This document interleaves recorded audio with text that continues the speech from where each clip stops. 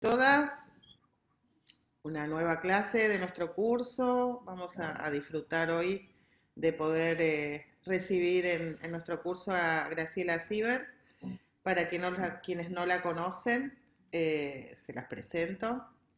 Ahí la buscan, no la verá. Graciela es licenciada en psicopedagogía, es maestranda en psicoanálisis, es supervisora docente de equipos de psicopedagogía clínica en varios centros de salud y hospitales que ahora les voy a mencionar. Es asesora externa de instituciones educativas, capacitadora en seminarios de formación, docente de Flaxo, docente en la Universidad de Buenos Aires, miembro del Fórum Infancias y supervisora de equipos de psicopedagogía de CAGA. Es autora de diversas publicaciones y libros en colaboración en temas de inclusión educativa y clínica de niños, entre otros, patologías actuales en la infancia, dislexia y dificultades de aprendizaje, entramando escuelas en tiempos de pandemia. También el último es Las promesas incumplidas de la inclusión, prácticas desobedientes, el último libro que sacaron, ¿no? Ahora sale, esta Eh, semana. está por salir. Ella es supervisora del equipo de psicopedagogía nuestro, del CESAC 13, del CESAC 15, del Hospital Gutiérrez, del Hospital Vélez Sarsfield, del Hospital Durán. Y nos acompaña también hoy Melina Towson. Gracias, Melina. Melina es licenciada en psicopedagogía de la Universidad Nacional de San Martín. Ella es licenciada en letras con orientación en lingüística de la Facultad de Filosofía y Letras de la Universidad de Buenos Aires. Actualmente trabaja como profesora de la materia Lingüística 1 en la Universidad de Buenos Aires y en la Facultad de Medicina en la carrera también de Fonoaudiología. Es profesora del curso de formación de posgrado, Intervenciones psicopedagógicas en adolescentes en la Universidad Nacional de San Martín. Es maestra de apoyo pedagógico en la escuela en el Distrito 10 de la Ciudad Autónoma de Buenos Aires. Además, realiza clínica psicopedagógica con niños y adolescentes. Así que bueno, bienvenidas Graciela y Melina y bienvenidos a todos y todas al curso. Vamos a dar inicio a nuestra clase de hoy. Bárbaro. Buen día a todas y a todos. Gracias por la invitación. A Andrea, a Monique, a todos, a Cristina, a todos por invitarme otra vez a estar con ustedes. Este año de esta manera, ya hemos estado de otras. Tengo el escritorio lleno de apuntes y de hojas porque no sé hoy por dónde empezar, pero bueno, vamos a dejar que un poquito el discurrir nos lleve a algunos territorios o cambiaremos de rumbo. A mí me invitaron y yo la invité a Melina con una idea que me viene acompañando estos tiempos, esta idea profunda que siempre tuve y que en tiempos pandémicos tengo más, que es que absolutamente nunca en la vida nos salvaremos solos, sino nos vamos a salvar juntos y acompañados, es decir, o nos salvamos todos o no se salva nadie. Y entonces la idea del entramado fue un concepto, una palabra, una idea que me acompañó estos tiempos en mi clínica, en mis prácticas con colegas, y ahí está la invitación profunda a Melina, que es una colega con quien pensamos algunas cuestiones y pensando el otro día algunas cuestiones en relación a cosas como que vamos a trabajar hoy aquí. Le dije, Melina, vení, sigamos la conversación en el curso, ¿sí? Que me parecía interesante, o entramando en otros espacios que les voy a ir contando. ¿Por qué la palabra entramando cobra un lugar? Porque si hay algo que tiene que aparecer en estos tiempos, y en estos tiempos como el encuentro de hoy, donde las escuelas y los aprendizajes se juegan, va a ser reconstituyendo o constituyendo una nueva trama para dar lugar a algo novedoso que allí acontezca. Porque lo que estamos haciendo en estos tiempos es, como podamos, algo novedoso. En nuestras clínicas, en nuestras escuelas, en nuestros acompañamientos. ¿Qué de lo novedoso lo veremos en unos años? El otro día escuchaba un psiquiatra que decía que en 10 años veremos los efectos de la pandemia. 10 años, dijo, veremos los efectos de la pandemia. No sé cuándo veremos los efectos o analizaremos lo que hicimos en estos tiempos, pero que fue novedoso, sin lugar a dudas. Nos tiramos a la pileta y entramos a nadar con lo que teníamos. Beatriz Janín siempre dice que ¿cómo se llama? Llegamos al campo a repartir cartas, nuestros recursos, nuestras cartas, pero los recursos eran los que teníamos, ¿sí? Es decir, salimos al campo desde lo más profundo de nuestra Constitución. A los fines de contarles cómo vamos a dividir el tiempo, antes de seguir hablando, hasta las 10 de la mañana vamos a hablar entre Melina y yo, nos vamos a dividir el tiempo en 3 partes, voy a hablar un ratito ahora yo, después Meli y después retomo. La idea es este entramado, como el que hoy vamos a intentar hacer acá, entre todas y todos nosotros, partiendo de nuestros comunes y de nuestras diferencias, intentando que salgamos nutridos y nutridas con algo que arme, constituya de nuevo tejido a nuestra trama. Y en esa necesidad de armar colectivos como este,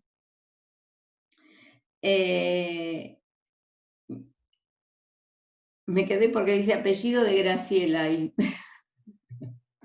Yo soy Graciela Schieber, SZY-B-R.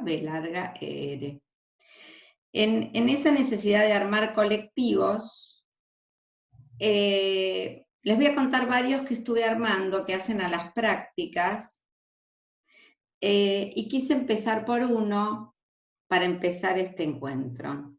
Y si ponemos el libro, Monique. ¿El libro primero entonces? ¿Ponemos el libro primero? Dale. Con Mónica armamos como ven. Vamos a entrar al primero. Sí, espera que voy a la tapa. Sí. Les voy contando. El libro lo armamos un grupo de profesionales del fórum. Nos juntamos a entramar. Quédate ahí un ratito. Nos juntamos a entramar. La gráfica del libro es de Laura Haite, que es una psicopedagoga y una docente de Bellas Artes.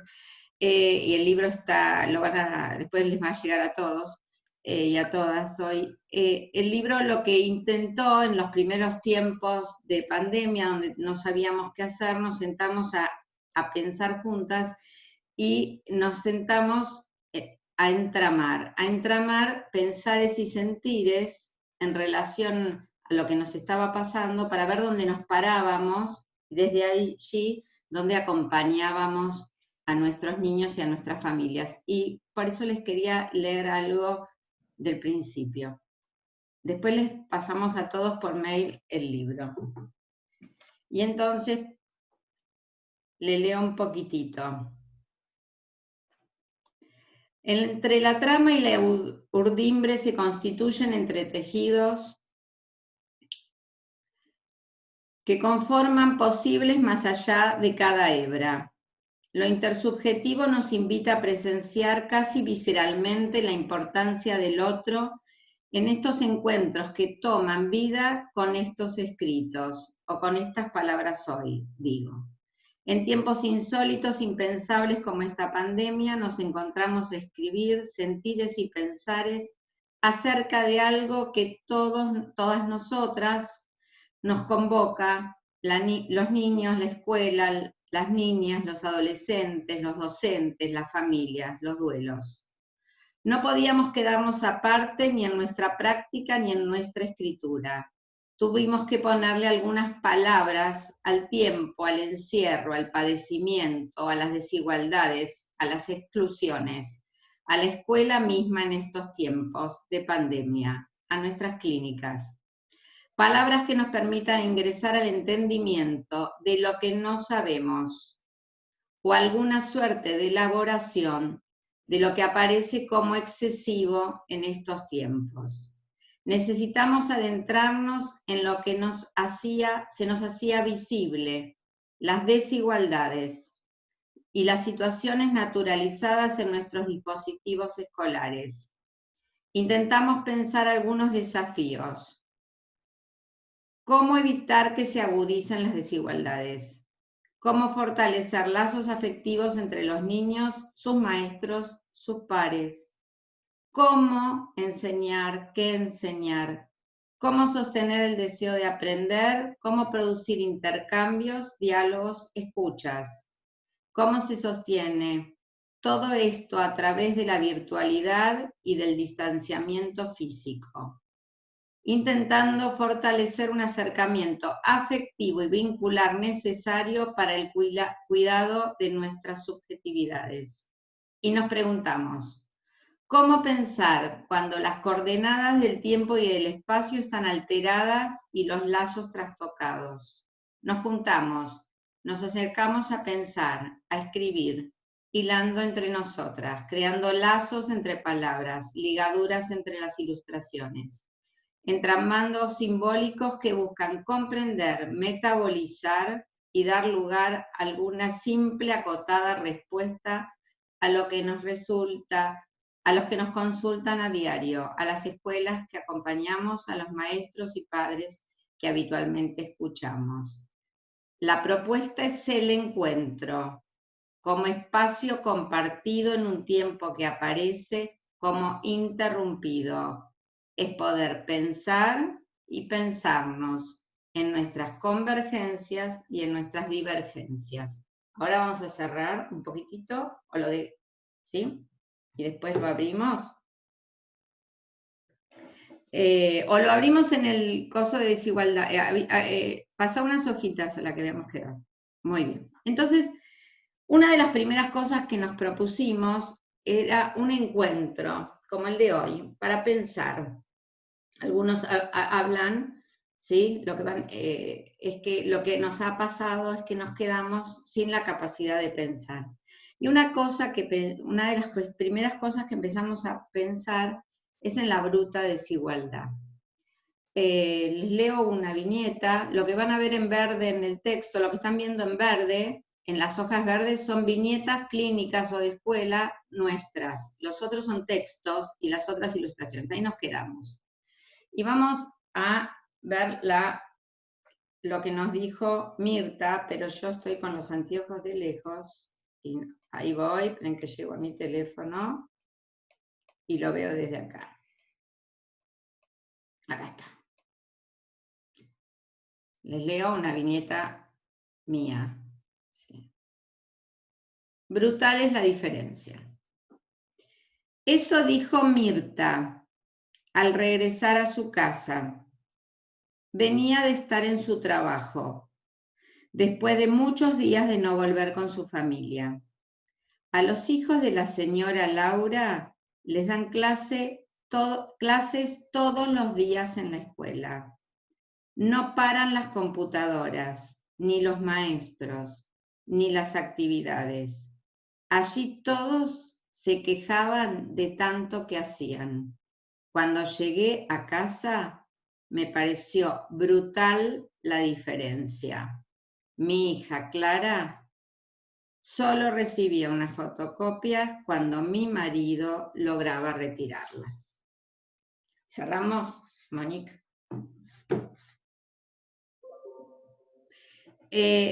Uno de los temas o de los puntos, me parece, centrales a compartir, cuando vemos qué nos decimos hoy, qué estamos diciendo cuando hablamos de familia de escuela, qué estamos diciendo cuando estamos hablando qué pasa o qué nos pasa o cómo aprenden los niños, o qué vamos entendiendo de lo que nos pasa, una de las cuestiones que a mí me aparece como principal es la brutal diferencia, ¿sí? Brutal diferencia, yo tomo el concepto de brutal como lo toma Yolanda Gampel, que es una psicoanalista argentina, que dice que brutal porque quedó en bruto, quedó sobre la mesa, quedó como sin velo, ¿sí? Esta brutal diferencia, como la viñeta de Mirta, da cuenta de que cuando hablamos de niños que aprenden, siempre que cuando hablamos de niños que aprenden, no es niños que aprenden en escuelas, ¿sí? Diferentes campos de espacios de afectación mutua, donde todos recibimos distintas cosas, ¿sí? Pero en este momento esta brutal diferencia se hizo enorme, abismal, ¿sí? Yolanda Gampel habla de dos cuestiones. Habla de esta diferencia conviviendo con qué estamos viendo, ¿sí? Entonces, yo les quiero entramar algunas cuestiones. Una cuestión de esta diferencia con las promesas incumplidas. El libro que está por salir se llama Promesas incumplidas de la inclusión, prácticas desobedientes. Con esas promesas incumplidas que veníamos incumpliendo hace rato, y con qué estamos viendo. Karina Kaplan, el otro día decía en una mesa que compartimos, la desigualdad entra en el concepto del campo de exterminio, y toma un concepto que es el campo de exterminio de la desigualdad. Dice, esta desigualdad pasó a ser salvaje y vamos a tener que pensar qué vamos a hacer con ella. Cuando Karina hablaba el otro día de esto, yo me acordaba de Castel en un libro que habla de la desigualdad, ¿sí? Y habla de la idea de la ilusión de estar protegidos. Y Castel dice que estar protegidos, estar básicamente más expuestos a la desprotección. Entonces, una de las cuestiones que aparecía en lo que decía Karina Kaplan era que la desigualdad nos lleva a un campo de la desafiliación, ¿sí? Y la desafiliación, digo yo, nos lleva a un campo de dos conceptos que vienen rondando hace muchos años entre nosotros, que es el concepto, ¿no?, de la patología del lazo social, o el concepto de resto que plantea Frigerio hace muchos años. Si quieren alguna de estos conceptos los retomamos en el momento de las preguntas. La desigualdad, ¿no?, que aparece es, así como dice el término, es la falta de igualdad. Y esta falta de igualdad produce ordenamientos sociales, ¿sí? Nada más ni nada menos, ¿sí? O sea, inscribe las clasificaciones. Karina el otro día, que me gustó mucho cómo lo hablaba, lo llevaba a los terrenos de las clasificaciones que alteran las prácticas. Entonces decía, las clasificaciones como el racismo académico del consciente intelectual. Vieron que Karina es muy fuerte en sus afirmaciones, ¿no? Pero me pareció interesante para las 9 de la mañana sacudirnos de entrada. Entonces, esta desigualdad que estamos viendo, que nos provoca angustia, pero también nos provoca una suerte de invitación a mirar qué vamos a hacer, qué estamos haciendo y qué vamos a hacer con lo que estamos viendo y lo que vamos a ver a posteriori. Una del planteo de esta psicoanalista Yolanda Gampel es que estamos viendo. Entonces cuando trae el concepto del ver, me pareció a mí muy interesante, y estos tiempos lo estuve trabajando bastante, es la idea que estamos viendo y jugando en este concepto el viendo entre todos. ¿Qué estamos viéndonos? ¿Sí? ¿Cómo nosotras o nosotros nos estamos viendo en nuestras prácticas? ¿Sí? Nosotros nos estamos viendo, yo me estoy viendo como les hablo. Entonces, yo no me veía nunca como cuando hablaba. Yo no me veía nunca cuando atendía. La maestra no se veía cuando daba su práctica. Y entonces, si juntáramos el concepto de Yolanda Gampel, con el concepto de Nicastro de revisación de las prácticas, se arma algo muy interesante, porque cuando estamos viéndonos, ¿sí? Como decía Yolanda, que dice, no, lo primero que vi fue mis arrugas, ¿no? Y es verdad, ¿sí? Yo también, mis arrugas, o me falta de tintura porque no voy a la peluquería. Lo que estamos viendo es qué estamos haciendo. Y lo que estamos haciendo a veces no nos gusta. O a veces nos estamos dando cuenta que lo que estamos haciendo no nos sirve. Lo que estamos viendo es lo que los padres ven de los maestros, que no les gusta, pero que no vieron antes. Lo que estamos viendo es lo que los padres, los maestros ven de los padres, de las casas. Y estamos viéndonos todos en un ser y en un hacer que nos pone a preguntarnos qué estamos viendo y qué estamos haciendo. En estos tiempos pandémicos hubo infinitas narrativas. Narrativas que dieron lugar a esquemas de ligadura, como quédate adentro para cuidarte, ¿sí? O no los veas a tus abuelitos para que estén bien, o esquemas de ruptura, de sobrecarga del aparato, de excesos no metabolizados, donde la muerte invadió los territorios, ¿sí? O invade los territorios. Narrativas infinitas que dieron lugar a que nosotros, como adultos, nosotras, y los niños intenten entender algo de lo que está aconteciendo. En un pensar, en un siendo, en un habitando, que daba pregunta, ¿sí? Que daba, con suerte, pregunta. Hace poco tiempo, pues yo conté en una conferencia, que un paciente me dijo si estaba viva, si todavía estaba viva. Entonces, un paciente de 5 años me dijo si todavía estaba viva, y entonces le dije que sí, que estaba jugando con él, que no lo podía ver porque viste que estamos en pandemia, estamos hablando, bueno. Entonces, bueno, insistía que estaba viva, entonces le dije que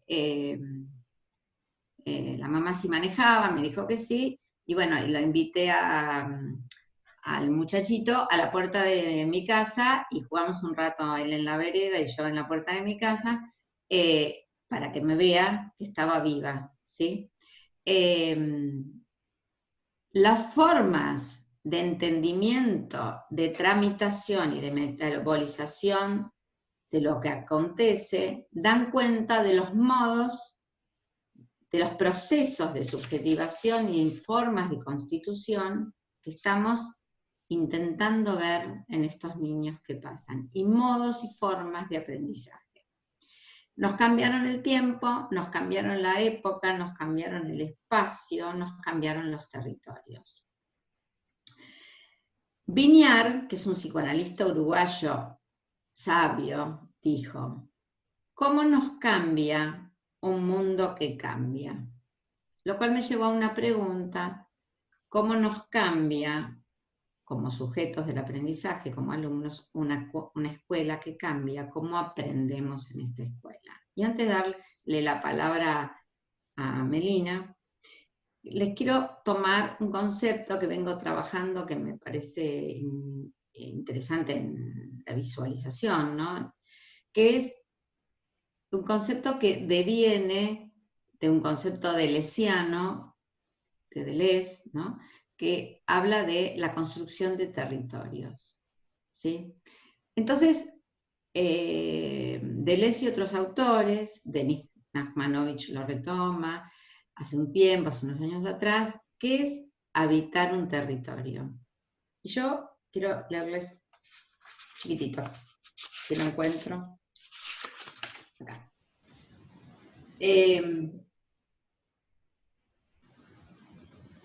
Lo que pasó en estos tiempos es que el territorio cambió, ¿sí? Entonces, teníamos un territorio, cambiamos a otro territorio, a decir de un Deleuze, desterritorializamos la escuela para construir otro territorio intermedio para volver, cuando volvamos, a una nueva suerte de territorialización. ¿Sí? El tema que para que un territorio se constituya lo tenemos que habitar, recorrerlo, pasearlo, andarlo, construirlo, vivirlo, reconfigurarlo, nombrarlo, convivirlo, entenderlo, dialogarlo, poder lo que puede un cuerpo, como diría Spinoza, en ese territorio. Y el territorio escolar pasó a ser el comedor de mi casa. Como dice la mamá de un paciente, vamos a la escuela, le da la mano y se va al comedor. ¿Sí? Esa suerte de construir un nuevo territorio que queda yuxtapuesto en un territorio familiar, produjo significativos formas no solo de nombrar la escuela, sino de hacer escuela y de hacer y construir aprendizajes dentro de esta escuela. Voy a parar porque miré la hora y si quieren después seguimos con territorio. ¿Sí? Lo único que digo es, en este territorio se van a construir nuevas formas de producir aprendizaje.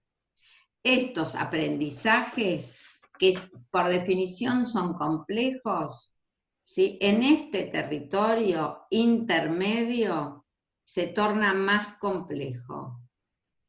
Y como es un territorio, un aprendizaje que se va a dar por otra vía, para esta otra cuestión, antes sabíamos que necesitábamos una formación específica, porque se iban a producir otros contenidos, otros ritmos, otros soportes, otros materiales, otra corporeidad, ¿no? Los tomamos rápidamente como momentos excepcionales. Estos momentos excepcionales son largos, ¿sí? Y tenemos que repensarlos, porque fue una salida de emergencia, bienvenida, pero tenemos que pensar qué vamos a hacer en estas formas de aprender en estos nuevos territorios. ¿Sí? Paro para que siga Melina y después continúo. Bueno, primero le agradezco a Graciela esta invitación y bueno, también al grupo, al equipo de psicopedagogía que habilitaron esta posibilidad de que entramemos juntas. Y bueno, y me retomo desde esta pregunta que planteaba Graciela de qué estamos viendo, ¿no? Y de cómo nos cambia, porque lo que yo estuve pensando, tratando de entender un poco qué está pasando en las situaciones de enseñanza-aprendizaje hoy, tiene que ver con esto, bueno, cómo nos vemos, qué estamos viendo y cómo nos vemos, y pensaba que esto que voy diciendo, que voy a ir diciendo, ¿no? Hay que tratar de pensarlo como, no desde establecer juicios de valores, ¿no? De lo bueno, lo que es bueno y lo que es malo, sí como poder pensar que ciertas cuestiones es importante visibilizarlas, es importante convertirlas en observables, para poder a partir de ahí pensar esto que planteaba Graciela, bueno, cómo vamos a transformar esto, cómo vamos a convertir estas prácticas en prácticas que efectivamente incluyan, que efectivamente igualen, que efectivamente generen aprendizajes, ¿no? Y bueno, y pensaba que las prácticas de enseñanza-aprendizaje, las situaciones de enseñanza-aprendizaje, las pensaba en relación a la interacción, ¿no? Que implican siempre una interacción y digamos, hay como por lo menos cuatro ejes, pueden haber otros, para pensar en estas interacciones. Una es el espacio, ¿no? El espacio, el tiempo, la escucha y la mirada, ¿no? Como ejes para pensar la situación de enseñanza-aprendizaje. Y a partir de estos elementos pensar, bueno, ¿cómo cambia? ¿No? ¿Cómo nos cambió? ¿Y qué estamos viendo? En relación al espacio, ¿no? Bueno, claramente ahí hubo un cambio rotundo en relación a que pasamos de un espacio común donde lo que prevaleciera la presencia de los cuerpos, ¿no?, a un espacio mediatizado por la pantalla y la tecnología. Y en esa mediatización, bueno, por un lado, aparece el cuerpo solo, ¿no? Se generan encuentros, porque ocurren los encuentros, pero encuentros donde cada docente, cada directivo y cada niño está solo en un espacio, ¿sí? Entonces ahí pensaba, ¿no?, cómo se arma ahí una especie de paradoja de la idea de encuentro, la idea que teníamos de encuentro, ¿no? Entendemos que el encuentro es un encuentro con otros, y acá es un encuentro en donde estamos solos, ¿sí? En relación al tiempo también aparecía esta cuestión de que las interacciones en la escuela eran continuas, ¿no? El tiempo era continuo, empezaban cuando el nene traspasaba la puerta de la escuela y terminaban las interacciones en la escuela cuando salía de la escuela. Eran continuas y 8 horas diarias en algunos casos y en otros 4 horas, pero de continuo. Y ahora tenemos interacciones fragmentadas y reducidas. En algunas escuelas hay muchos encuentros por Zoom, por Meet, en otras hay uno de 1 hora o de 40 minutos por semana. Bueno, cambios, ¿no? ¿Qué vemos hoy de estas interacciones? Y en relación a la escucha, pensaba en la escucha y en la mirada, porque en la escucha en relación a la circulación de la palabra, ¿no? ¿Cómo circula la palabra en estas interacciones? ¿Cómo circula la palabra o cómo circulaba la palabra en la escuela? Podemos caracterizarla como una suerte de polifonía, en la circulación de la palabra en la escuela, en donde las interacciones eran simultáneas, la circulación de la palabra era aleatoria, ¿no? Multidireccional, hablaba la maestra, hablaban los chicos, hablaban dos, la maestra le hablaba a un grupo, otro grupo hablaba entre sí, los chicos hablaban entre sí, los chicos interactuaban con gente de dirección, con gente de mantenimiento, digamos, como la circulación de la palabra era constante, y uno de los rasgos interesantes para pensar la diferencia también es la simultaneidad, ¿no? La posibilidad de que las palabras se superpongan, ¿no? Que esto ya no es posible, ¿no? Una de las condiciones del encuentro virtual es que tenemos que estar silenciados, que tenemos que estar muteados, porque el intercambio y la circulación de la palabra es unidireccional. Habla uno, generalmente es el docente, y habla después algún alumno que sea indicado por el docente para que hable, ¿no?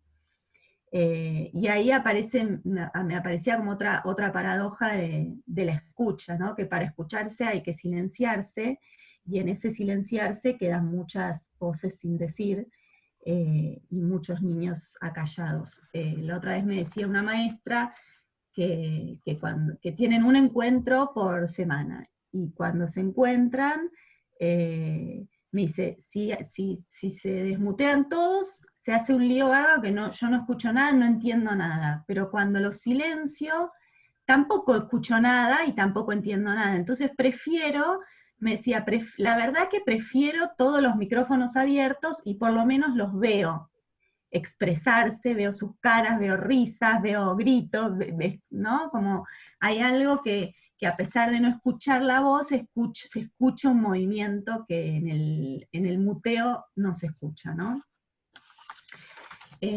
Bueno, y en relación a la mirada, bueno, también, ¿no? Cómo aparece la posibilidad de ver y mirar a todos, pero a todos fragmentados, ¿no? Ya no veo, no se ven los cuerpos enteros, se ven los cuerpos fragmentados.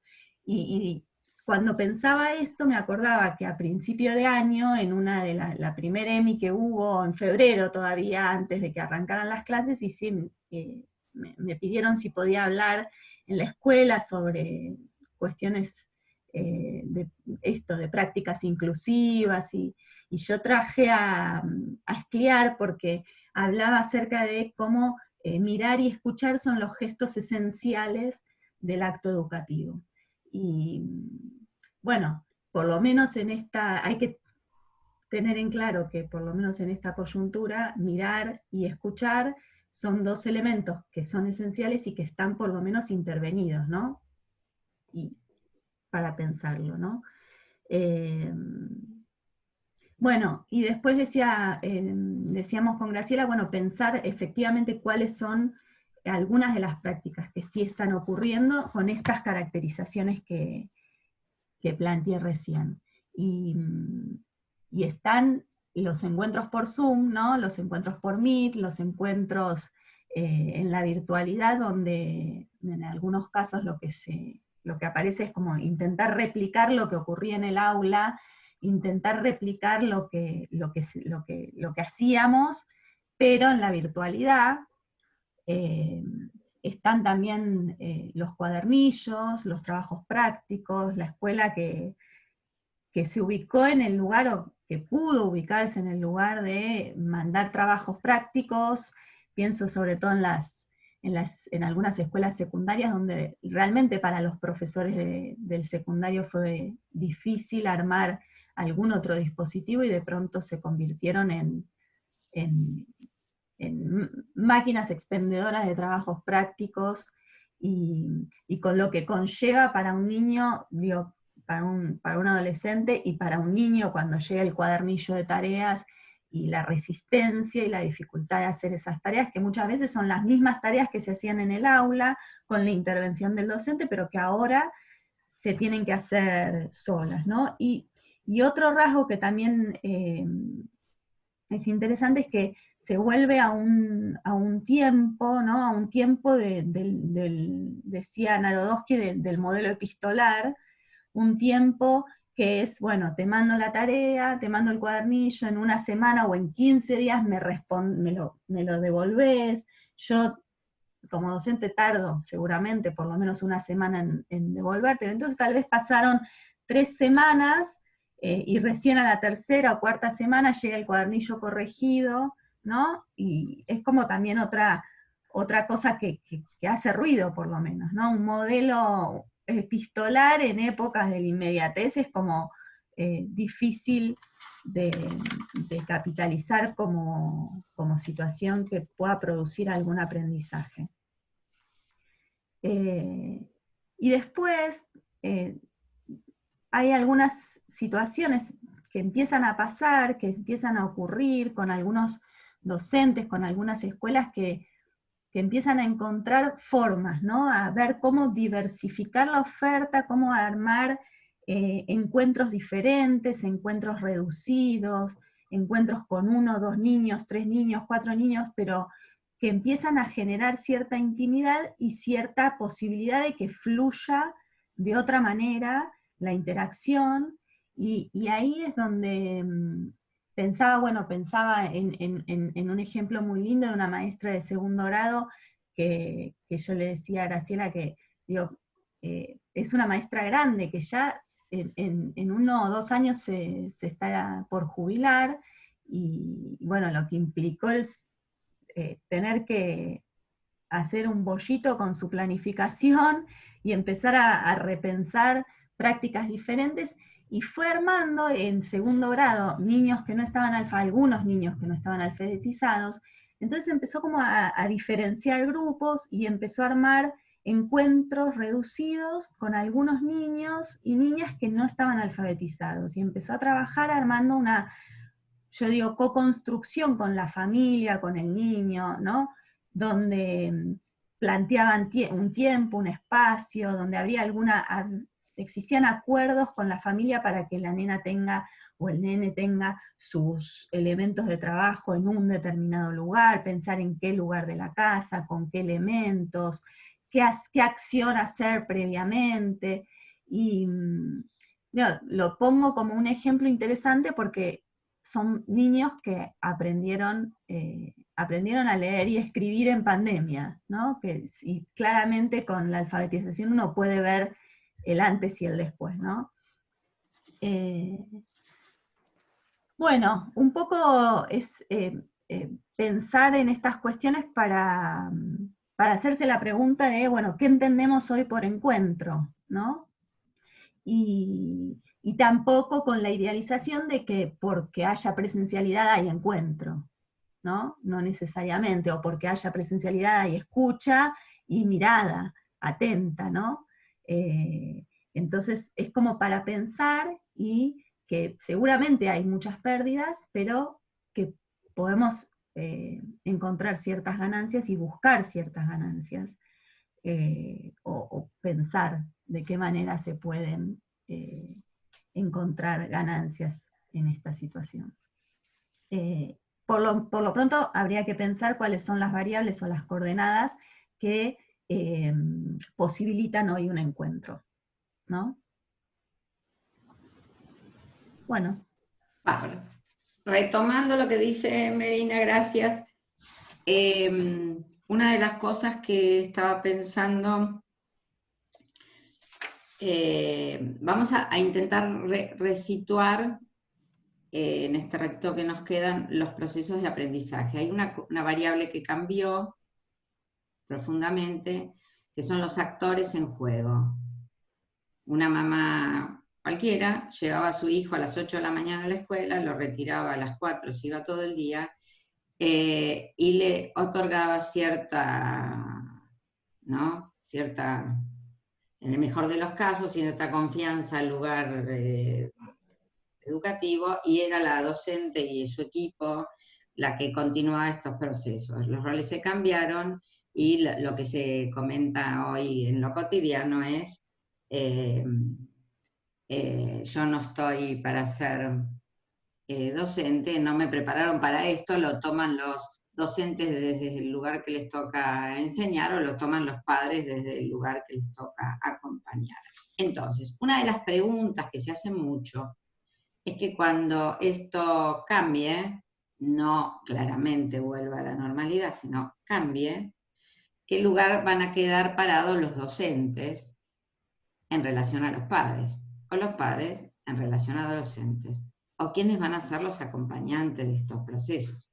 Quedó bien claro que la escuela siguió en pie y quedó bien claro que necesitamos de la escuela y de los docentes, ¿sí? Pero ¿qué lugar le vamos a dar a cada uno de estos?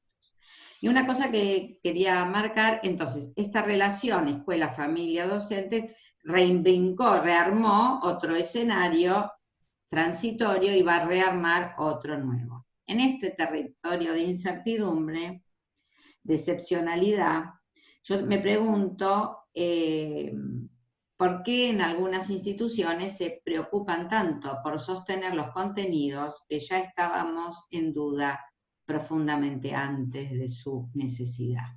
¿Y por qué no vamos, tomando las palabras de Melina, a un encuentro y a una escucha donde el consentido, ¿sí? No, el consentido, o sea, el consentido adquiera el valor de verdad, el valor de profundidad en un proceso de enseñanza-aprendizaje o de aprendizaje y de enseñanza, donde la vincularidad con sentido, ¿sí? Ocupa el lugar central de este proceso educativo.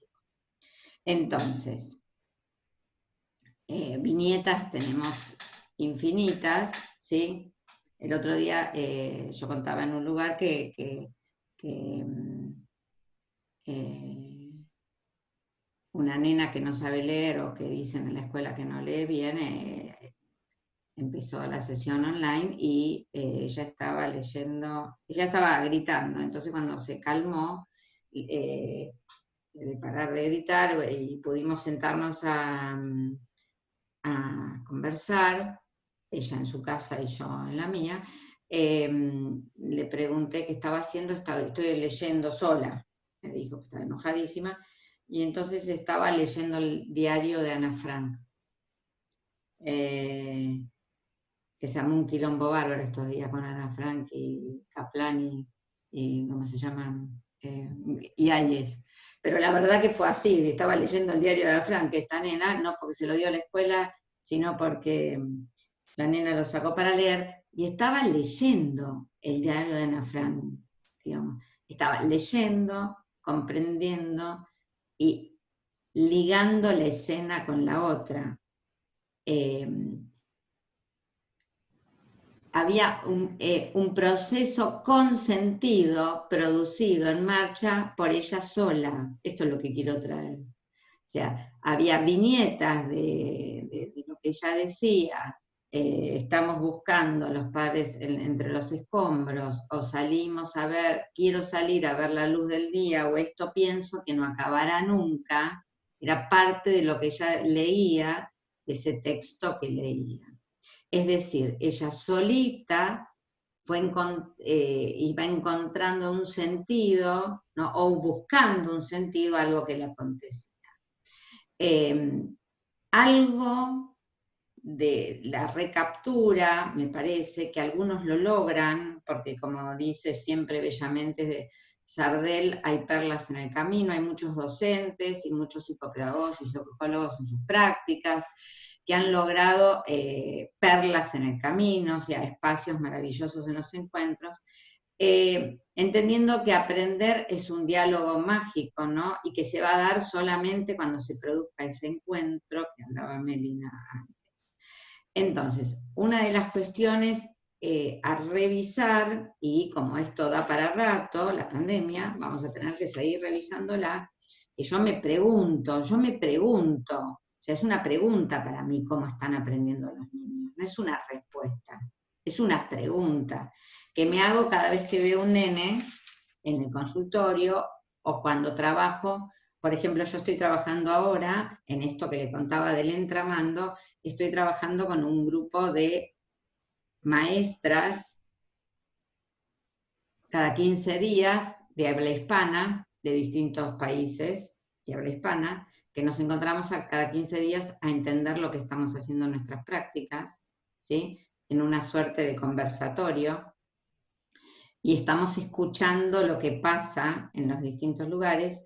Nos estamos encontrando con madres, ¿sí? Que armaron grupos autogestivos, y ayer a la tarde le pregunté si pensaban que los chicos estaban aprendiendo y cómo aprendían.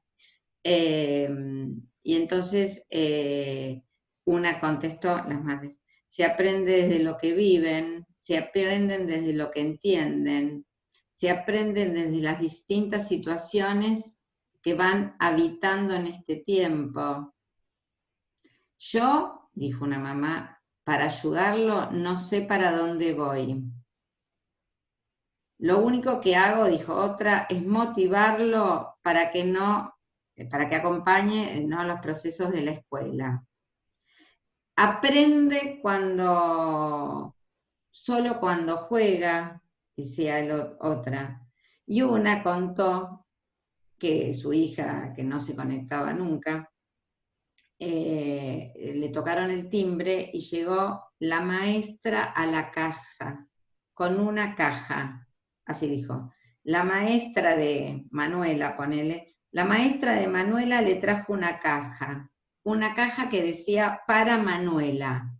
Y adentro de la caja había un librito, una actividad, un pedazo de torta para cuando hacía la tarea. Dijo, fue el único momento significativo de encuentro de Manuela con el aprendizaje. A ver, una de las cuestiones que yo me pregunto a diario es, me pregunto cómo vamos a quedar de esto y cómo van a quedar los niños. No solamente cómo aprendieron, sino cómo pudieron ligar. Cómo van pudiendo ligar y cómo los vamos acompañando a que puedan ligar algo de esto. Y una de las cuestiones para ligar es ir entendiendo de a poquito, ¿sí?, qué nos están pasando. Una cosa de que nos pasa es que nos incomodaron enormemente. Es decir, parece simple, pero es profundo. Estamos muy incómodos, ¿sí? Otra cosa que pasa es que sacudieron nuestros sistemas perceptivos. Una docente en un conversatorio dijo, extraño los aromas al aula, extraño tocarlos, extraño hasta los piojos, ¿sí? Nos sacudieron nuestros sistemas perceptivos y buscamos maneras de encontrar, ¿sí? Como por ejemplo, Monique, ¿nos pones la foto del abrazo?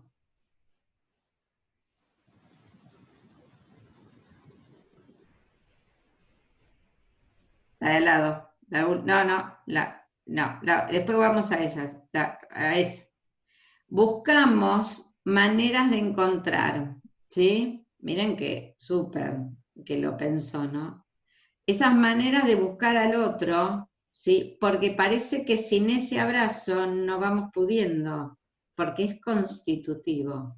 Volvemos a lo anterior. Nos afectaron modos de producción, pero como dicen muchos autores, somos más hijos de la época que de nuestros padres. Anda, Mónica, las anteriores. Somos más hijos de la época que de nuestros padres, con lo cual esto nos produce cambios profundos subjetivos, cambios profundos también en el aprender. Acá tenemos tiempo. Esto surgió después de una larga conversación que Laura Haite, que es una colega, dibujó después de una larga charla que tuvimos cuando estábamos haciendo el entramando. Y una de las variables que apareció es que acá tenemos tiempo. Esto es una oferta de continuidad en lo que marcaba Melina, en lo discontinuo. Lo discontinuo y lo continuo, liguémoslo a lo que entendemos por trayectoria escolar. Las trayectorias escolar tienden, ¿sí?, con la idea de esta continuidad en el aprendizaje. Al principio los padres nos decían, no va a aprender nada, van a repetir, ¿sí? Una señora que trabaja, que cuida a mi suegra, me decía, mi nene, yo le voy a decir a la señora que repita, ¿sí?, que este año repita. No, le decía, no lo va a repetir, no va a repetir, porque el aprendizaje es continuo, ¿no? Yo le quería decir, va a retomar después a la vuelta, pero hay algo de interrupción en esta continuidad y de tiempo sin tiempo. Entonces, una de las cosas que entramamos ese día en el encuentro es, acá tenemos tiempo, acá en esta sesión tenemos tiempo para pensar, acá cuando se abre el Zoom tenemos tiempo para poder decirnos algo, cuando te llega el cuadernillo a tu casa tenemos tiempo para que lo hagas y lo devuelvas. Pasa la otra. Lo que van apareciendo, traje algunas imágenes, van apareciendo formas de concebir lo que se concibe hoy como territorio escolar y en él cómo se conciben los aprendizajes. Se conciben con distancia. ¿Seguimos, Monique? Se concibe en una escuela que está abierta y cerrada y con distancia. Se concibe con la idea de cómo fuera, de las formas que fuera, necesitamos un docente que contenga, que abrace, que agarre, para decirlo de alguna manera. ¿La otra, Monique?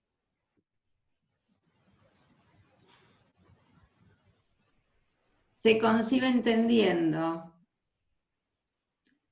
Vamos poniendo acá las mochilas y los miedos en el percherito, entendiendo que una cosa que sobrevoló y sobrevuela el tiempo, no solamente la falta de ligadura y de entendimiento, sino la aparición profunda de la angustia.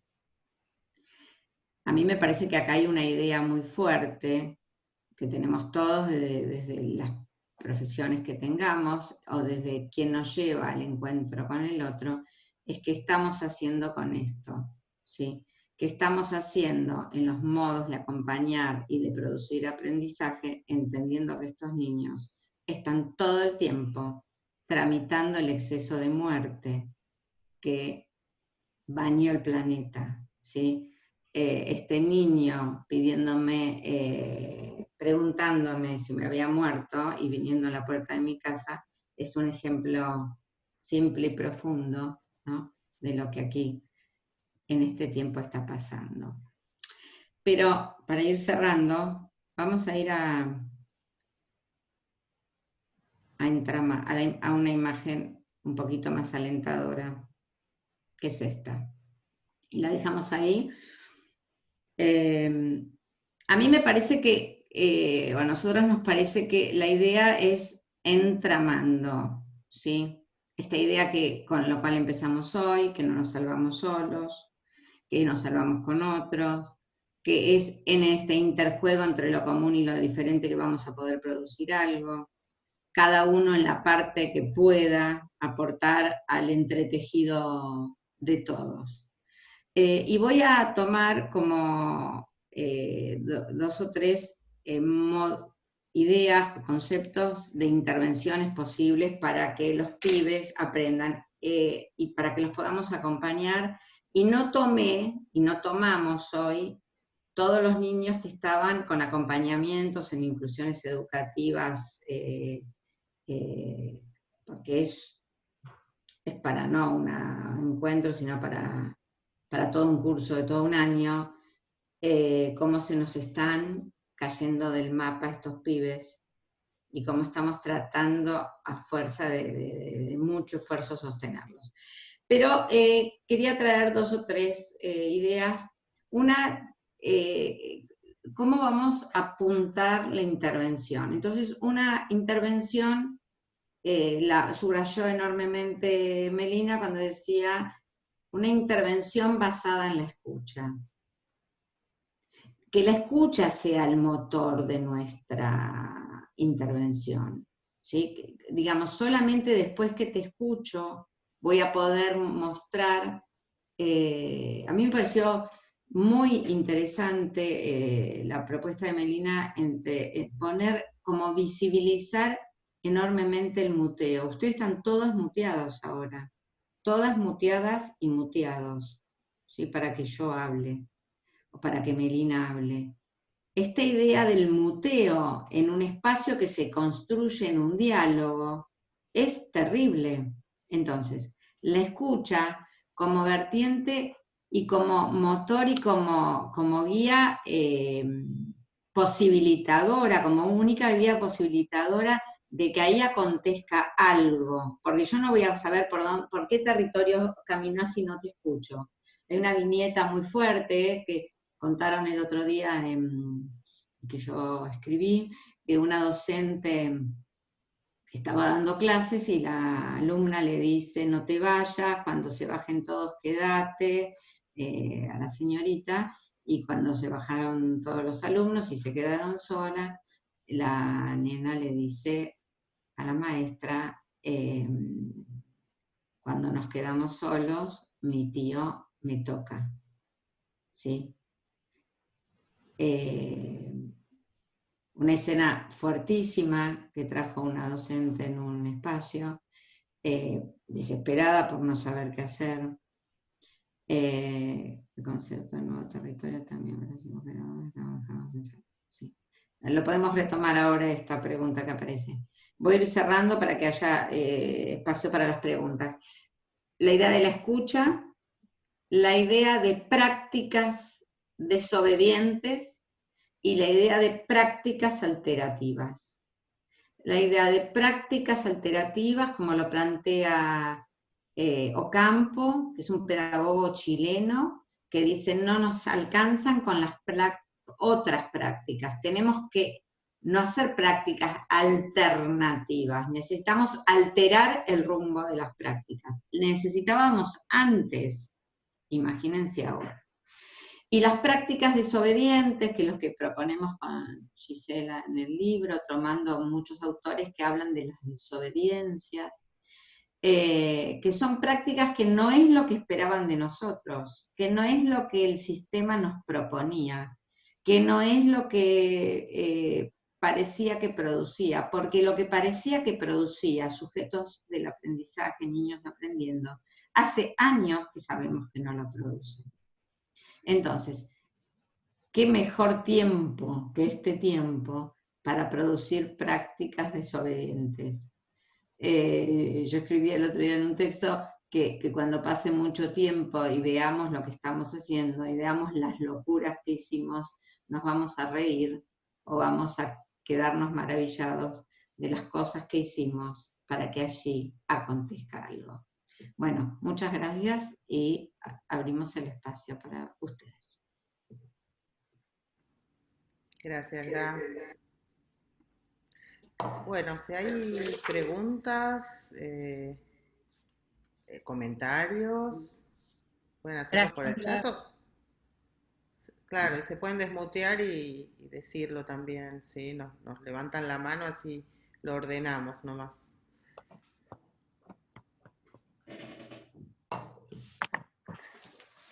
Sí, a mí me gustaría comentar algo en relación al concepto de territorio que mencionaba Graciela, que me parece importante. A lo mejor particularmente en relación a la escuela y a los alumnos, pero también lo pensaba mientras hablaba, que es lo que intenté escribir, los nuevos territorios para también las profesionales, las psicopedagogas en salud. Porque mi percepción o mi representación es que también perdimos nuestro territorio.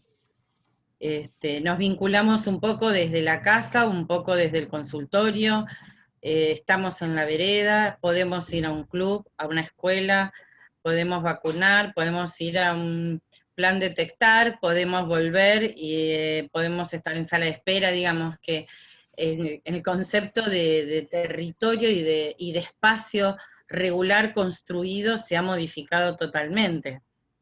Y en tanto el niño no pueda entrar, porque aún volviendo a la escuela puede ser que no pueda volver a un centro de salud o a una institución de salud, ¿no? Un hospital o un... me parece que eso también genera zozobra, no saber desde dónde cada vez se establece el vínculo con el paciente. ¿Se entiende? Perfecto.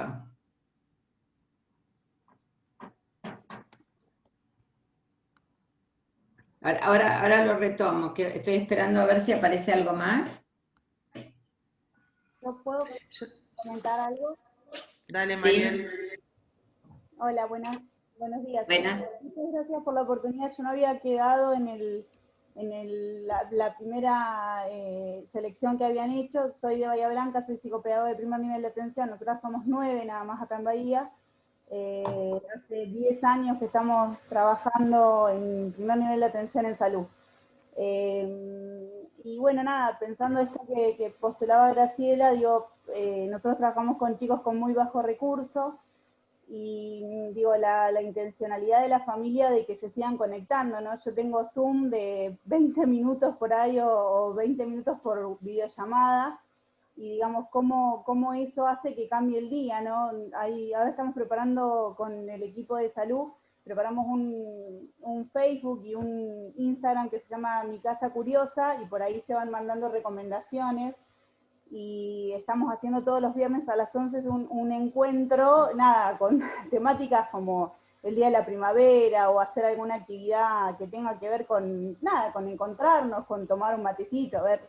Y a mí hay una cosa que me llama mucho la atención, es que yo estoy en mi casa, que gracias a Dios tengo condiciones bastante buenas, y veo las casas de chapa con el celular, entonces no sé cómo explicarles, pero nosotros vemos así, vos ves el contexto y digo, la voluntad de las familias y la voluntad de la gente de que se conecten y la importancia que tiene esa intervención mínima de una vez por semana con respecto al aprendizaje y con respecto a las formas de valorar los aprendizajes cotidianos. Digo, por ahí el rol del psicopedagogo en este momento tiene que ver con revalorar y reubicar para las familias, me parece, el valor del aprendizaje de la vida cotidiana, el valor de aprender a amasar, el valor de aprender a la organización, trabajar con los papás en relación a los hábitos, me parece que es muy importante eso. Y después otra cosa que me parece también importante es esto de cómo la virtualidad molesta al adulto, pero al nene no.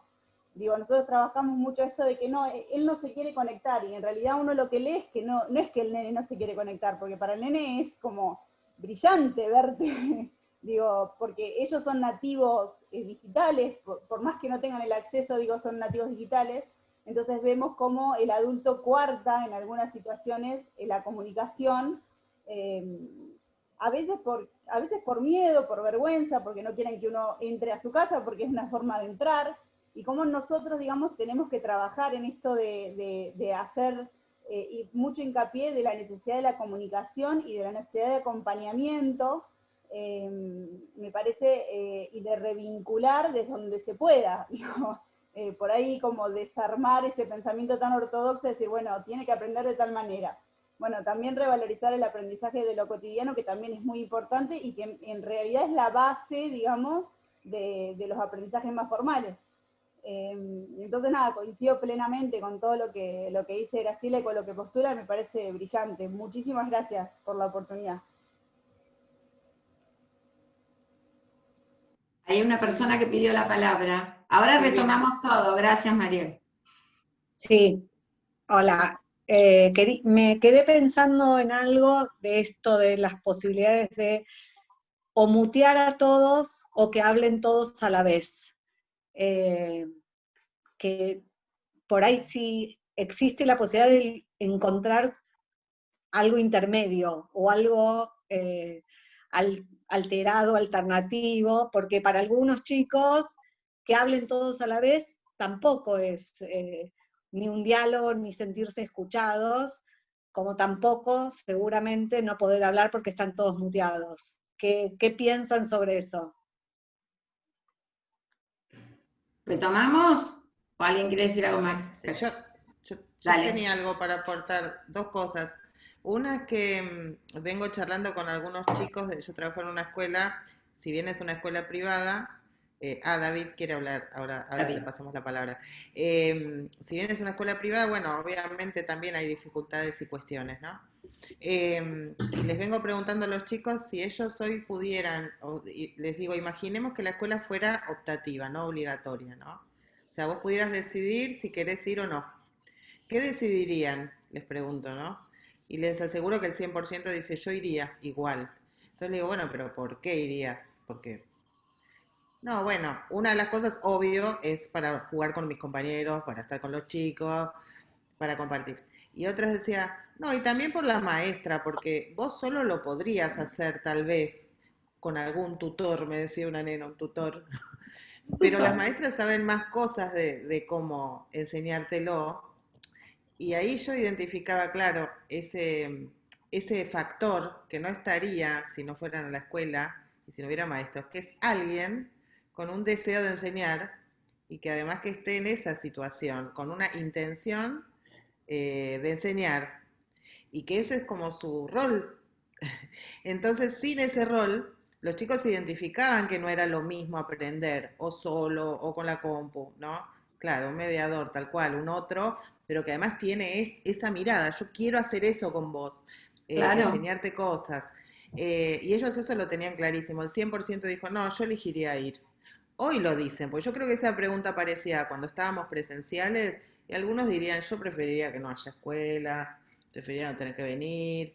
Y ahora, que no está, yo creo que identifican su valor. Eso lo veo como interesante, como experiencia que todos estamos atravesando.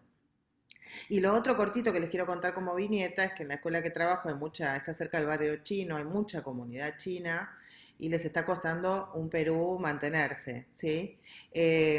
Mantenerse conectados, entender las comunicaciones, ya se ha recurrido a una persona que traduzca las comunicaciones a los papás, pero lo que sí identifiqué es que los chicos tenían una serie de observables en la presencialidad que les permitían mantener alguna comunicación y que sin el cuerpo, sin los gestos, sin las miradas, sin mirar al compañero lo que está escribiendo, están muy perdidos. O sea, había indicadores que nosotros no sabíamos que los usaban los chicos para manejarse, que al no estar nos damos cuenta que sin eso no logran seguir las clases. Y son chicos que parecía que entendían todo en la escuela. Ahora resulta que sin la escuela no entienden nada, o sea, hay algo en el medio que se nos perdió, que obviamente intentamos analizar, pero sin duda hay una serie de cosas más allá del poder jugar con otros que son orientadores del aprendizaje en relación a los compañeros, a los maestros, a los gestos, a los cuerpos, a los intercambios. Nada, eso para aportar. A un joven, alguien pidió la palabra. Sí, David. Si querés, David, intervenir. Hola, Hablando, David. ¿me escuchan? Sí, ¿Me escuchan bien o más o menos? bien. Bien. Bueno, buenos días para todas y todos y todes. Entonces, Realmente, bueno, primero quiero saludarlos desde acá de Posadas Misiones y en segundo lugar, bueno, realmente para mí es muy preciado este momento donde podemos pensarnos psicopedagogos, para psicopedagogos, por psicopedagogos y pensar una psicopedagogía en tiempo de pandemia. En primer lugar, a mí, yo había leído el texto de Graciela Sliber, Entramando Escuelas, ¿no es cierto? Que creo que ya por Forum Infancia ya la habían ofrecido como descarga gratuita hace como 2 o 3 meses. sí, Y cuando salió. la verdad, quiero reconocer que fue un material como para pensar también después las prácticas psicopedagógicas aquí y con las escuelas, porque yo soy de la idea de que la pandemia, digamos, esta situación pandémica en la cual estamos viviendo todos, es un incidente crítico, ¿no es cierto?, que viene a romper con lo normal. Y acá quiero traer esta famosa frase que los adolescentes chilenos el año pasado, creo que fue cuando empezaron a hacer protestas, y ahí se vino toda una cuestión social bastante importante, donde decían, no volveremos a la normalidad porque la normalidad es el problema, ¿no? Entonces, Claro, perfecto. yo creo que claramente con eso los adolescentes estaban diciendo que algo de eso que era normal, ¿no es cierto?, estaba obstruyendo la posibilidad quizás de hacer otra cosa. Y esto me parece que se vio muy claramente en esta situación de pandemia en las escuelas. Yo soy psicopedagogo, trabajo en una escuela de modalidad especial, ¿no es cierto?, que está claramente trabajando todo el modelo inclusivo hace tiempo, y claramente esto se veía, ¿no?, cuando la escuela, digamos, se ubicó en un lugar de intruso, pareciera. Si yo lo sentía así, o lo sentíamos acá, como que se metía en la familia y trataba de ordenar un poquito aquello, a ordenar algo, ordenar a la familia en función a ella, digamos, no sé si se entiende lo que quiero decir. Y le costó muchísimo. Ahora creo que ya se más o menos se fue dándose cuenta de que la educación en tiempo de pandemia es totalmente asincrónica, o sea, se da con el recurso que se tiene, con la modalidad que se tiene, con la forma que se tiene, en el tiempo que se puede, ¿no?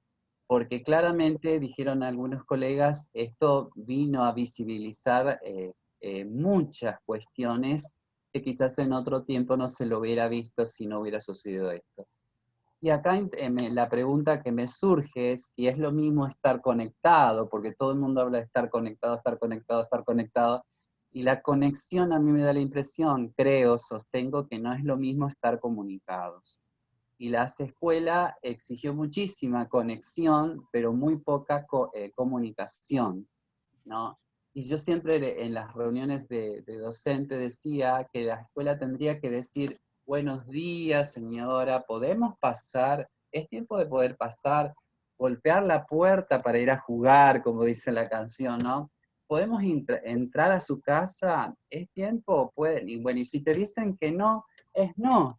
Y si hacen silencio, porque las maestras estaban desesperadas, desesperada porque no se comunicaban y ahí, pero ¿por qué estás desesperada?, le preguntaba yo. Y no, porque tenemos que rellenar rellenar la planilla. O sea, ¿estás más preocupada por rellenar una planilla o estás preocupada por tratar de sostener un lazo o un vínculo para sostener el malestar? Porque todo el mundo obsesionado por completar contenidos, contenidos, contenidos, y yuxtapuesto, como dice Philippe Muriet, en un texto interesante que presenta el todo contenido yuxtapuestos, todos, cada profesor exigiendo, y no una cosa común, ¿no es cierto?, integrada como proyecto ahí, a ver si podemos entramar, como dice, ahora se utilizan la idea de entramar todos los contenidos de sus distintas dimensiones para ofrecer una sola cosa, sino todo yuxtapuesto, exigiendo, con lo cual cada vez más escindida la escuela, cada vez escindidas los chicos, y etcétera, etcétera. Entonces, y después, cuando yo, aquí tengo vecinitos enfrente de mi casa que andan en bicicleta, porque ahora en Misiones podemos andar, y le pregunto, ¿qué es lo que más extraña de la escuela? Jamás te van a decir aprender contenido 2 más 2 es 4, 4 más 2. No, no dicen eso. Lo que dicen es que extrañan jugar. Y ahí me parece que tenemos que recobrar el valor de la etimología de la palabra escuela. Escuela en latín significa un lugar para ir a jugar. Eso representa para los niños, evidentemente. Y no un lugar quizás a lo mejor donde se ponga el acento permanentemente, digamos, en la locura de tener que completar. Y encima que no se ponen de acuerdo si hay que valorar contenido, no contenido, si se va pasando.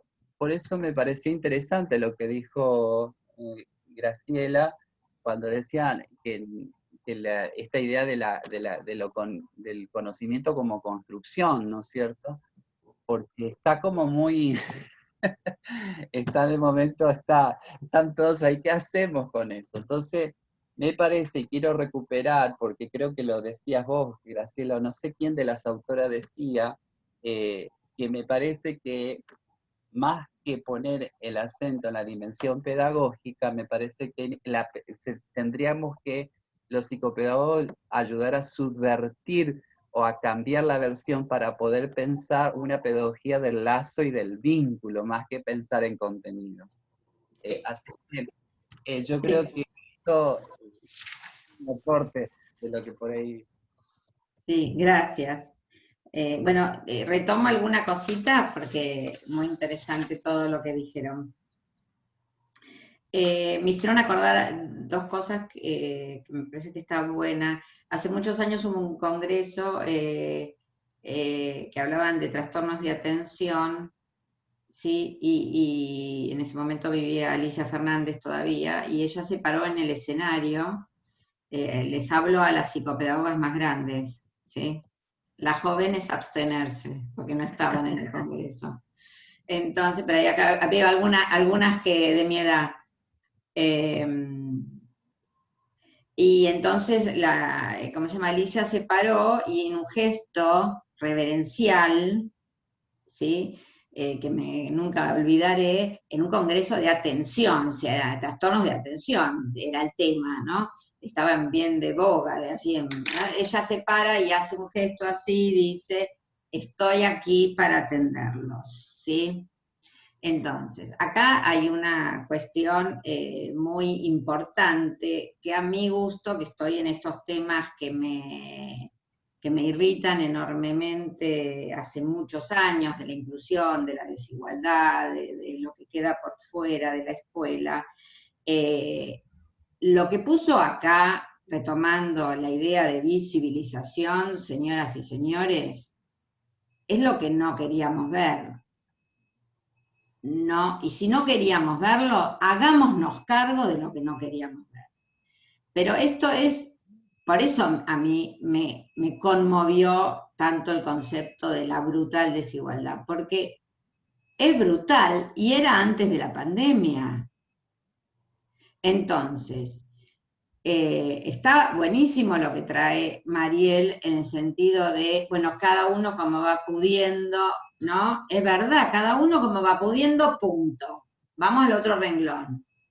¿Por qué cada uno como va pudiendo? Porque tenemos los pibes de la escuela de Andrea que tienen el Zoom y no sé, y la de que enfrente de la de Andrea más, y tenemos los pibes que sirven como los de Mirta, que es real Mirta, no es una entelequia, es una viñeta real, que recibe un cuadernillo cuando el marido logra con el camioncito ir a la escuela a buscarlo, y si no, nada. No.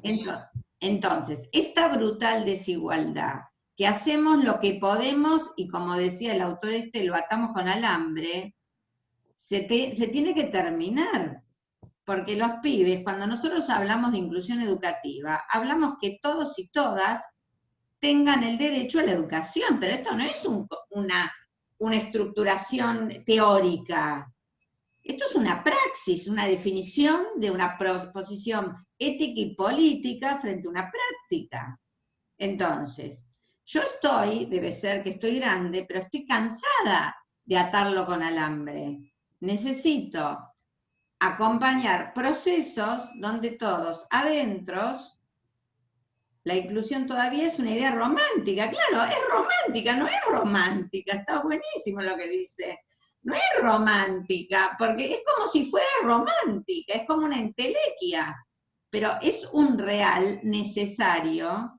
Entonces aparecen las pandemias, ¿y qué hace la pandemia? Visibiliza, pone ahí, exagera, dramatiza, pónganle el nombre que quieran, una escena que era dramática de antes. Y entonces lo que trae David, que fue fuertísimo, esa pantalla de Chile diciendo, ¿cómo se llama? Esa pantalla de Chile diciendo no, que la normalidad fue lo que nos mató, ¿sí? Algo así era. No queremos volver a la normalidad porque la normalidad es lo que nos trajo a esto, es porque eso no era una normalidad, esto era y es un sistema organizacional de castas, de clases, que algunos acceden a alguna parte y otros acceden a otra, y viste, tuviste la gracia de caer en donde caíste, y si no, la desgracia. Entonces, ahí está, no queremos volver a la normalidad porque la normalidad es el problema, claramente, porque la normalidad y la norma son constructos sociales determinados por un sistema de poder, digamos, no es nada más que eso la normalidad. ¿Quién es normal? ¿No? Como, viste, viste con el Wisconsin, a mí me da risa el Wisconsin, el cociente intelectual que dice, este va a esta escuela, este va a esta escuela. Entonces, acá hay una construcción, a ver, quiero volver en un poco tiempo que tenemos a algunas cosas que dijeron. En este tiempo coyuntural tenemos que trabajar con lo que tenemos, siempre trabajamos con lo que tenemos, vamos a seguir trabajando con lo que tenemos, intentando que haya, como dice Foucault, revueltas o revoluciones que nos lleven a territorios de cambio, a espacios donde se pueda concebir la escuela desde un lugar distinto. Este lugar distinto hoy es como lo tenemos, o sea, no podemos volver a las aulas, tenemos el Zoom, tenemos los cuadernillos, tenemos lo que tenemos la maestra que llega en cajas, tenemos bueno, pero ¿qué hacemos con lo que tenemos? Entonces, una cuestión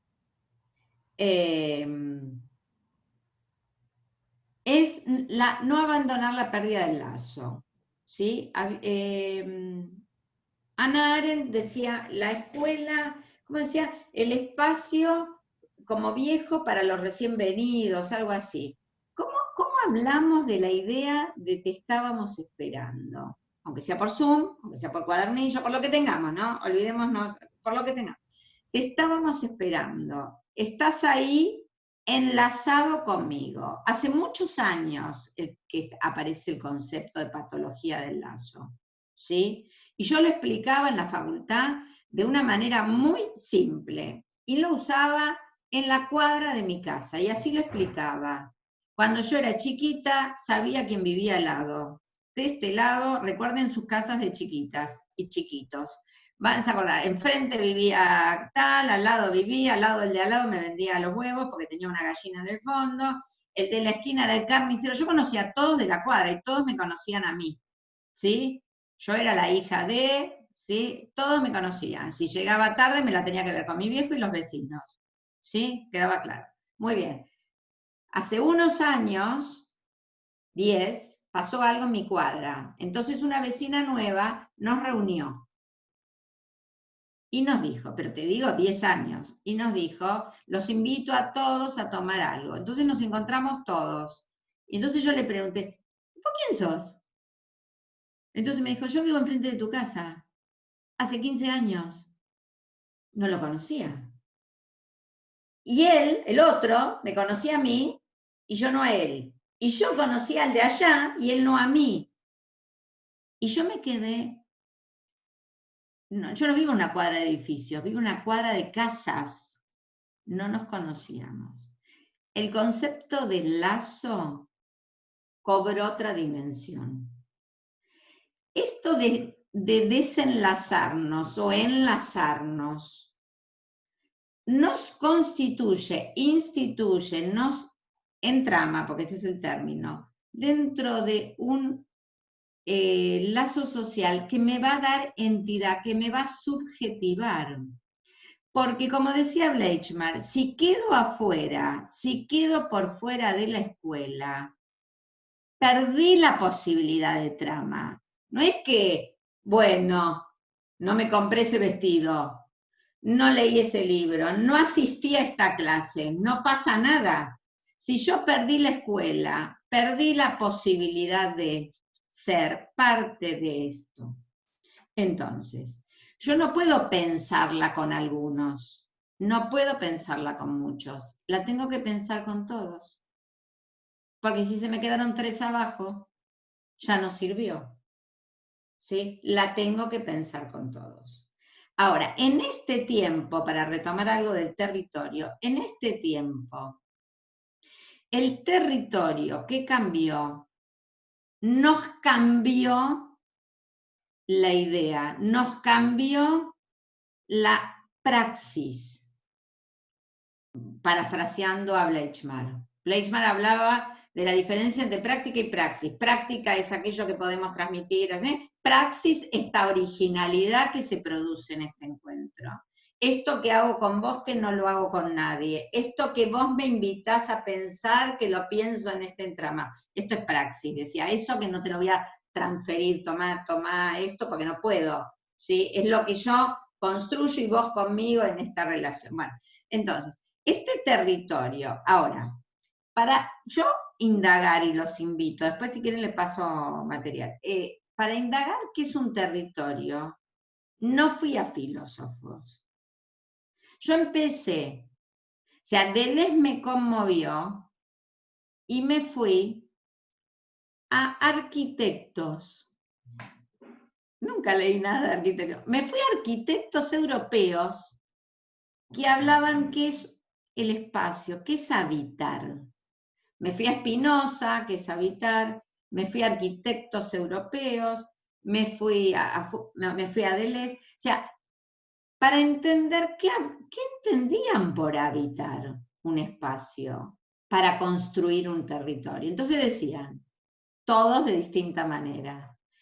Para que yo construya un territorio, lo tengo que habitar. Entonces, lo que devuelvo es, ¿cómo habitamos para ir cerrando con nuestro quehacer psicopedagógico? ¿Cómo habitamos? ¿Qué es lo que puede un cuerpo? Porque el cuerpo no queda por fuera ni del Zoom. Yo acá estoy hablando con mis vísceras, con mi alma, con mi cuerpo, en mi espacio, ¿no? Entonces, ¿qué es lo que qué es habitar? Habitar es construir un espacio novedoso, con mi potencia y la del otro en este tiempo, ¿sí? Para decir de una manera. Es construir algo que no estaba.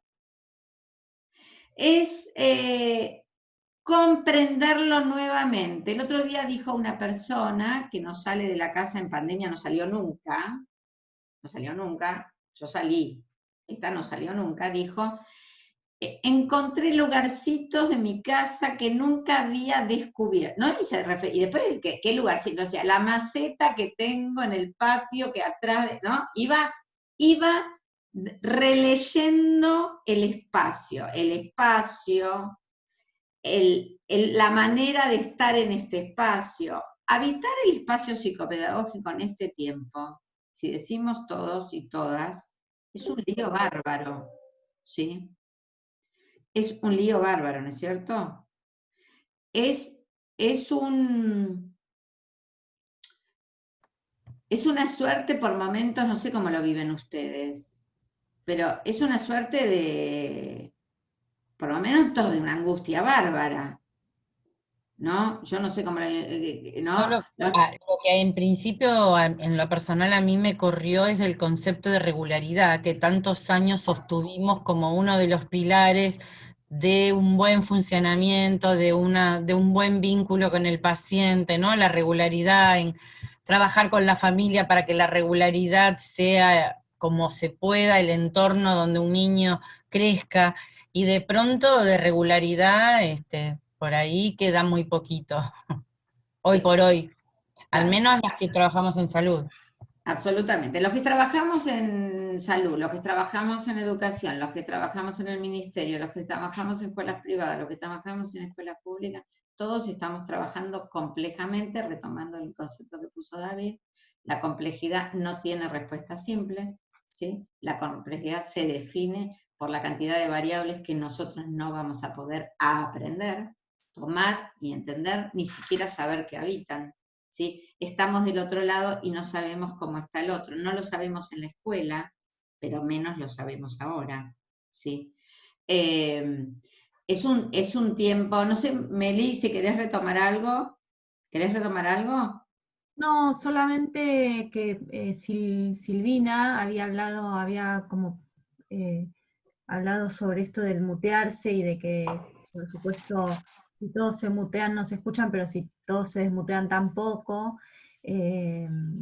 Nada, pensaba que esas experiencias donde los encuentros son un poco más reducidos, donde hay menos niños en el Zoom, en el encuentro virtual, posibilitan que haya más voces, que podamos escucharlos de otra manera. Como tal vez es, nada, es lo que se me ocurre que observé como situaciones en donde algo de la circulación de la palabra funcionaba, es cuando las maestras deciden hacer encuentros más personalizados.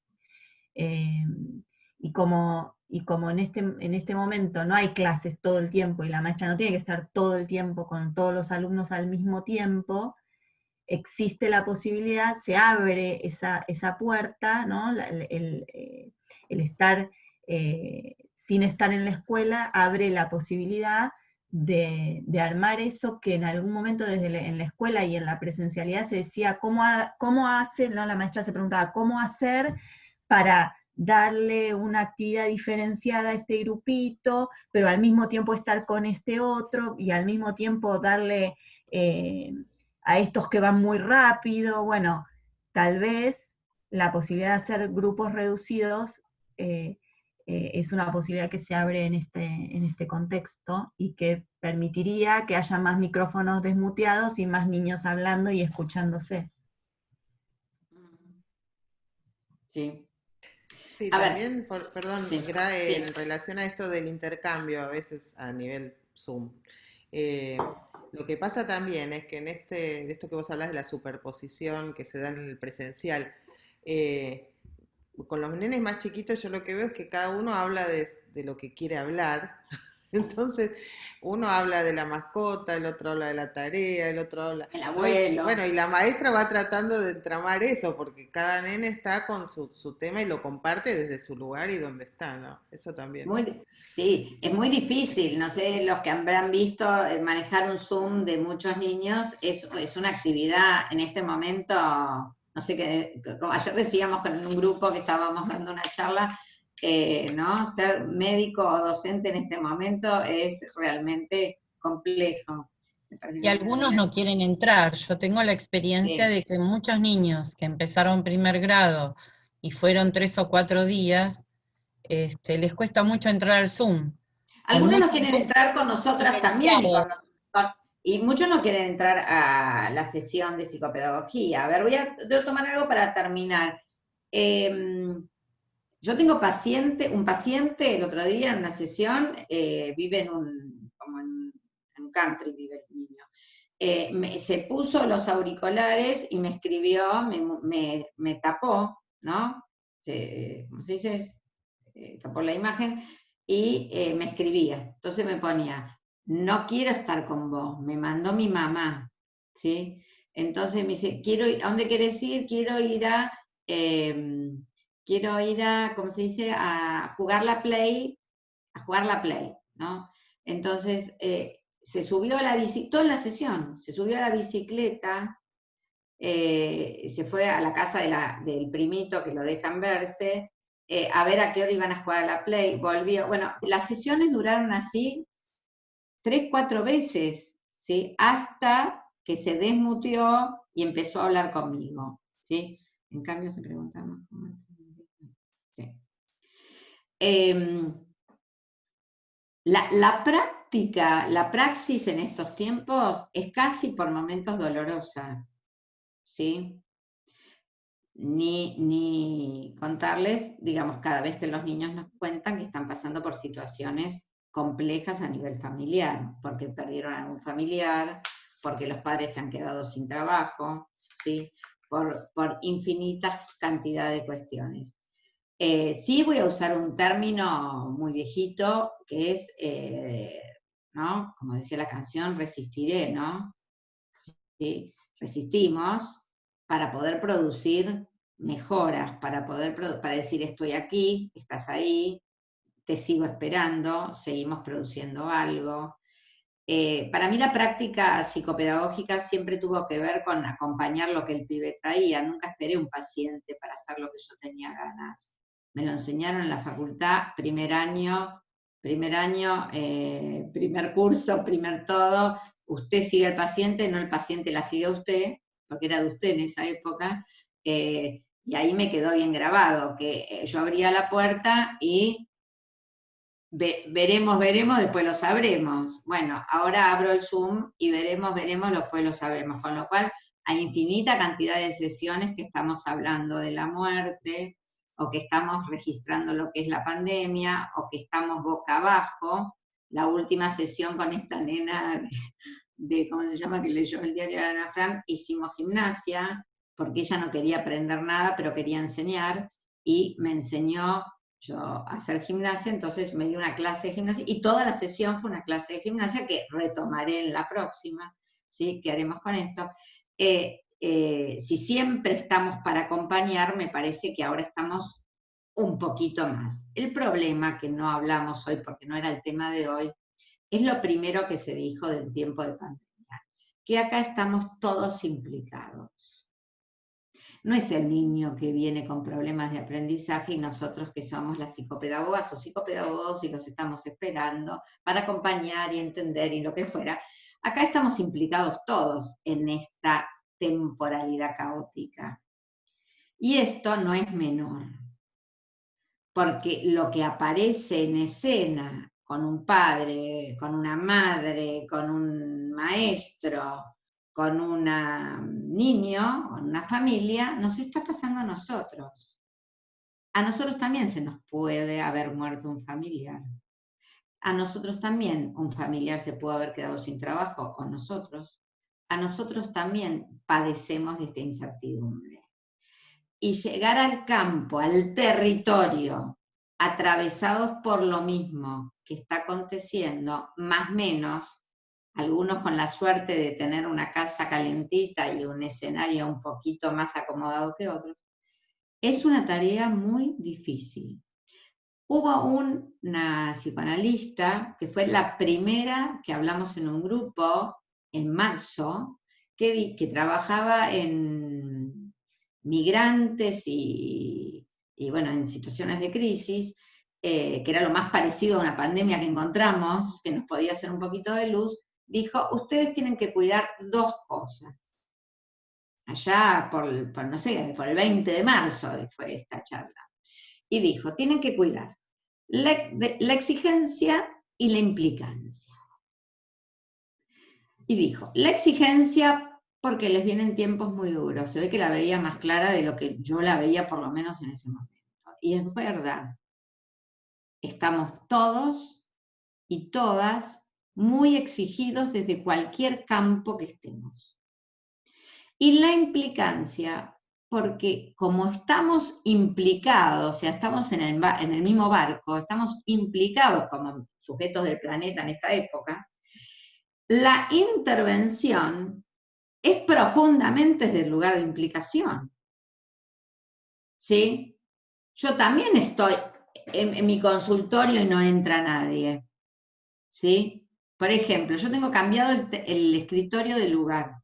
¿sí? Y los pacientes, ustedes no porque no conocen mi consultorio, pero los pacientes cuando ven la escena me dicen, "No, ¿dónde estás?". O sea, el espacio está cambiado porque se dan cuenta que el escritorio ve a otro lugar, ¿sí? Normalmente. Entonces, esta escena de implicancia me para subjetivamente en otro lugar. Cuando el otro dice, se me murió el abuelo, estamos en la misma tormenta, no en el mismo barco. Muy bueno, Silvina, es verdad, no te veo, pero te leo.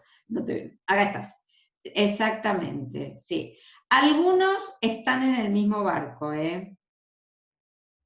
digo, para pensarlo. La implicancia es empatía absoluta. Es un poquito más que empatía absoluta, la implicancia. No es solo empatía la implicancia. La implicancia implica, valga la redundancia, más cuestiones, porque la implicancia no es solamente que yo estoy ahí para vos en esta cuestión. En esta cuestión, en estos tiempos, atravesado por lo mismo, que es otra cosa, ¿sí? No es me implico con el paciente que está padeciendo esto, ¿sí? Donde yo no lo estoy padeciendo, ¿sí? Y ahí, si quieren, otro día, es el concepto de distancia óptima. Es más que comprenderte la implicancia. Busquen la etimología, ¿sí? Es más que comprenderse. Es un plus de esfuerzo de entendimiento, de estar allí, de buscar algo, pero en un lugar donde convivo.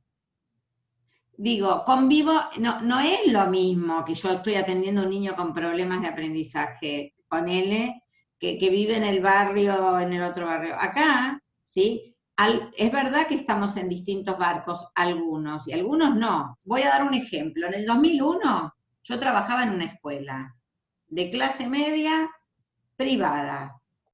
Me llaman, yo no me quedé yo sin trabajo en el 2001, yo.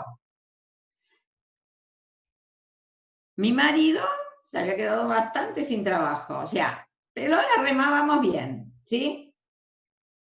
Voy a la escuela y me dicen, todos impactados, febrero de 2001, impactados, me dicen, che, Gra, vamos a tener que trabajar con los padres y con los pibes, porque hay muchas situaciones, estoy leyendo abajo, hay muchas familias que se han quedado sin trabajo, hay muchas situaciones, entonces tuvimos que hacer un esfuerzo de darnos cuenta, antes de trabajar con los pibes y con las familias, tenemos que trabajar nosotras y nosotros. Hay muchos docentes que se quedaron sin trabajo. Hay muchos docentes que les pasaron todos. Hay una sociedad afectada por esto. Entonces, febrero fue un tiempo de mucha conversación. En esa época no se hablaba de conversatorios ni se hablaba de entramados, pero armamos conversatorios y entramados y nos quedamos charlando mucho tiempo hasta que juntas y juntos salimos a abrir la escuela en marzo a recibir esa pospandemia, que no era pandemia para nada, pero esa escena muy fuerte que vino que tuvimos que salir a contener. Implicadas e implicados. Entonces, ahora es a la N esto. No sé cuándo volveremos a la presencialidad. Ese es otro capítulo y otro encuentro. ¿Cómo haremos para volver? ¿Con quién imaginamos encontrarnos? ¿Cómo imaginamos que estaremos nosotros en esta vuelta?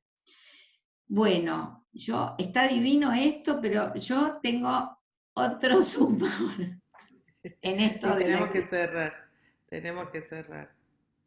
Les agradezco a todos igualmente la escucha, la participación y la buena vibra que se sintió. Gracias a vos, Graciela, la verdad que es súper interesante para seguir reflexionando. Así que gracias a vos y a todos y a todas.